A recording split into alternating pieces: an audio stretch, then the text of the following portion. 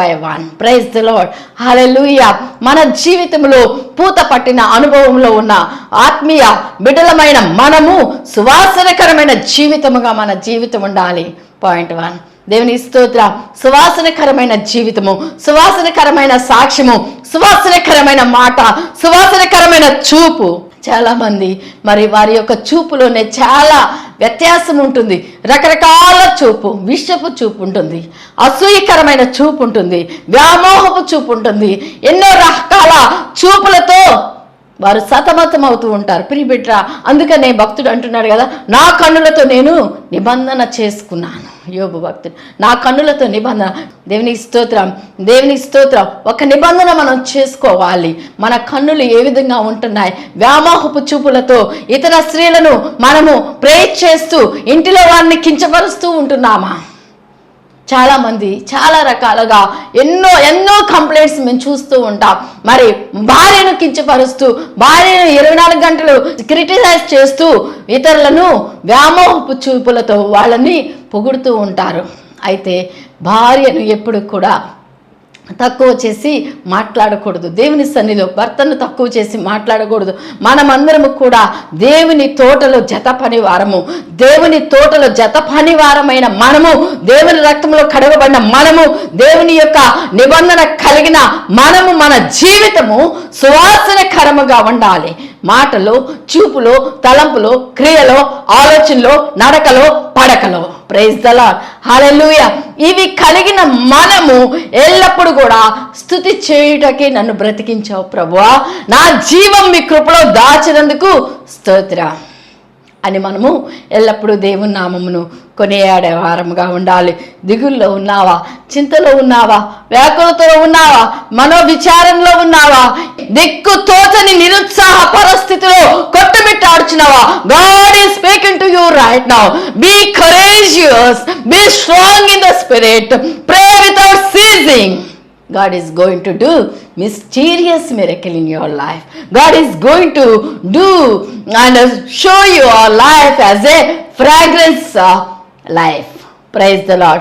మోడుబారిన నీ జీవితము సువాసనకరముగా, ఆహ్లాదకరముగా, ఆశీర్వాదకరముగా మార్చబడాలి అంటే నీవు దేవుని యందు నమ్మిక ఉంచి బలమైన ప్రార్థన జీవితము, విశ్వాసము కలిగి, నిరీక్షణ కలిగి, పట్టుదల కలిగి, ధైర్యము కలిగి దేవునిలో నీవు అంటూ కట్టబడి ముందుకు సాగాలి.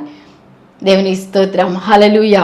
తొలకరి వాన కార్యక్రమమును వీక్షించిన ప్రియబిడ్లారా, మనము మన జీవితము పూత పట్టిన ఆత్మీయ అనుభవంలో ఉన్న మనము మొట్టమొదటిగా సువాసనకరముగా మన జీవితం ఉండాలి. రెండవదిగా పూతలో రెండవ సుగుణాన్ని గమనించినట్లయితే అలంకరణ, ఆత్మీయ అలంకరణ మనము కలిగి ఉండాలి. దేవునికి స్తోత్రం. హల్లెలూయా.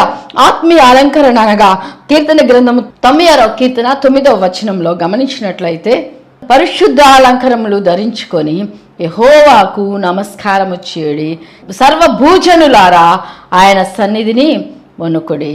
స్తోత్రం. Worship the Lord in the splendour of holiness, tremble before him all the earth. Praise the Lord. Hallelujah. Worship the Lord in the splendor of holiness.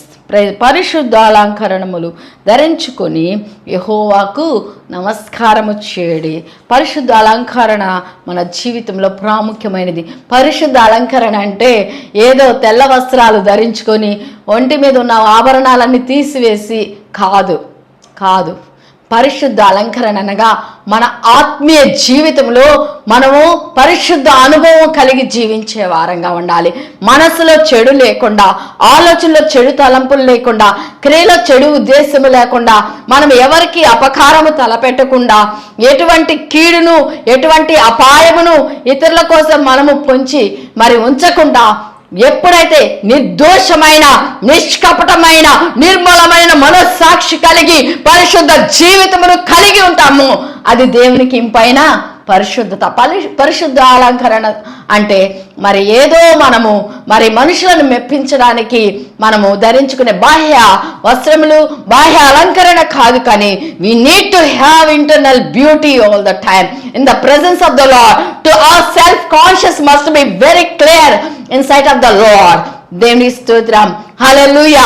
దేవుని దృష్టికి మన యొక్క మనస్సాక్షి నిర్మలత్వముగా ఉండాలి. స్తోత్రం.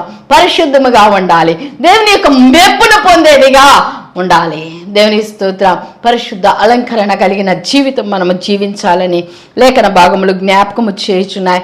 ఎస్తేరు గ్రంథము 2:15 గమనించినట్లయితే, మొర్దెకై తన కుమార్తెగా స్వీకరించుకొనిన తన పినతండ్రి అయిన అబీహాయిలు కుమార్తెయగు ఎస్తేరు రాజునొద్దకు వెళ్ళుటకు వంతు వచ్చినప్పుడు స్త్రీలను కాయు రాజు అయిన షండుడైన హేగే నిర్ణయించిన అలంకారము గాక ఆమె ఏదియూ కోరలేదు. రాజు యొక్క షండుడైన హేగే నిర్ణయించిన అలంకారము గాక ఏదియూ కోరలేదు. దేవుని స్తోత్రం. హల్లెలూయా. ప్రియబిడ్లారా, గమనించినట్లయితే మన యొక్క ఆత్మీయ జీవితంలో పరిశుద్ధాత్మ అలంకరణ అనేది చాలా ప్రాముఖ్యమైనది. పరిశుద్ధాత్మ దేవుడు ఎప్పుడు మనలో నివసిస్తాడు అంటే మనం ఎల్లప్పుడూ దేవుని సన్నిధిలో స్తుతి చేయడు, పశ్చాత్తాప అనుభవం కలిగి we need to pray unto the Lord with a contrite heart and broken spirit. విరిగి నలిగిన హృదయంతో మనము దేవుని సన్నిధిలో by confessing all our sins and transgressions in the sight of the Lord, దేవుని సన్నిధిలో మన యొక్క అతిక్రమ దోషములన్నిటిని ఒప్పుకొని మనం ఎప్పుడైతే ప్రార్థన చేస్తామో పరిశుద్ధాత్మ దేవుడు మనలో నిండుగా నివసిస్తారు. పరిశుద్ధాత్మ దేవుడు మనలను అభిషేకంతో he will fill us with his holy spirit, he will anoint us with the fire of holy spirit so that we can do great and mysterious things. God will make every impossible thing unto possible when circumstances are failing in our life, when situations are making us this is impossible and making us discouragement, but whatever it might be, everything will go smoothly when time comes. But you need to fill with the Holy Spirit.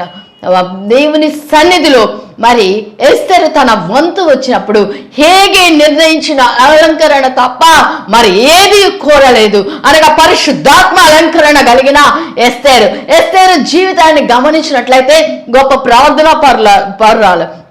తన స్వజనుల కోసం ప్రార్థించుకుంది, ఉపవాసం ఉండి ప్రార్థన చేస్తూ వినయ విధేయతలు కలిగి దేవుని సన్నిధిలో రాజు దయ, ప్రజలందరి దయ పొంది ఉన్నది. దేవుని స్తోత్రం. హల్లెలూయా. హల్లెలూయా. తొలకరి మన కార్యక్రమంను వీక్షించుచున్న ప్రియబిడ్లారా, మనము దేవుని సన్నిధిలో నాటబడిన జనాంగముగా దేవుని రక్తంలో కడగబడి దేవుని బిడ్డలుగా పిలువబడుచున్న మనము మొట్టమొదటిగా కావలసినది సువాసన కలిగిన ఆత్మీయ జీవితము. రెండవదిగా ఆత్మీయ జీవితములో మనకు కావాల్సింది ఆత్మీయ అలంకరణ. దేవుని స్తోత్రం. హల్లెలూయా. మూడవదిగా పరమగీతము 6వ అధ్యాయములో దానిమ్మ వృక్షములు పూత పట్టెనో లేదో చూచుటకు నేను అక్షట వృక్షోద్యానమునకు వెళ్ళి తిని. పూత అనుభవంలో మూడవది గమనించినట్లయితే మనము మకరందం ఉంటుంది, తేనె. దేవుని స్తోత్రం. హల్లెలూయా. నీ మాట నా జీవకు మధురమైనది, ఆయన యొక్క మాట జుంటె తేనె ధారల కంటే మధురమైనది, మధురాతి మధురమైనది. దేవుని స్తోత్రం. హనీ మనము ఎవ్వరు ఇష్టపడనోళ్ళు ఉండరు. హనీ అంటే ఒరిజినల్ హనీ అంటే అందరూ ఇష్టపడతారు. దేవుని స్తోత్రం. హల్లెలూయా. అదే అంత తీయగా ఉంటే నేచురల్ హనీ, దేవుని యొక్క వాక్యము నిజంగా అది ఆస్వాదిస్తూ మెడిటేట్ చేస్తూ చదివే వారికి ఇంకా ఎంతో ఇంపైందిగా ఉంటుంది మకరందము.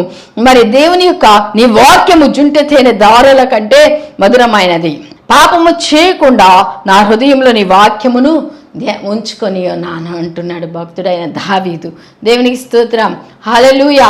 దేవుని సన్నిధిలో పాపము చేయకుండానట్లు, పాపము ఏలుబడి చేయకుండా, పాపంలో జీవించకుండా, పాపము జోలికి వెళ్లకుండా, పాప ఆలోచనలు రాకుండా ఉండాలంటే దేవుని వాక్యము మన హృదయంలో పదిలపరచుకొని ఉండాలి. Whatever we heard the word of God we need to meditate. అందుకని లేఖన భాగములలో ధర్మశాస్త్రమును దివారాత్రము ధ్యానించువాడు ధన్యుడు. అట్టివాడు నీటి కాలువల యోరను నాటబడినవాడే, ఆకు వాడక తన కాలమందు ఫలమిచ్చు చెట్టు వలె ఉంటారు. ఎప్పుడు కూడా ప్రాస్పర్.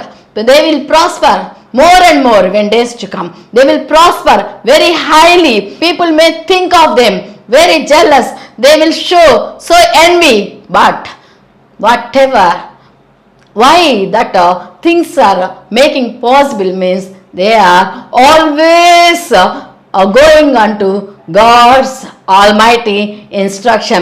దేవుని యొక్క అడుగు జాడలలో నడుచుకొనొచ్చు, దేవుని ఉపదేశములకు లోబడి దేవునికి ఇష్టలుగా నడుచుచున్నారు. కాబట్టే ప్రభువారు వారిని దృష్టించి ఎక్కలేనంత ఎత్తైన కొండ మీదకి ఎక్కిస్తూ ఆశీర్వాదకరంగా వారిని ఫలభరితముగా హెచ్చిస్తున్నారు. దేవుని స్తోత్రం.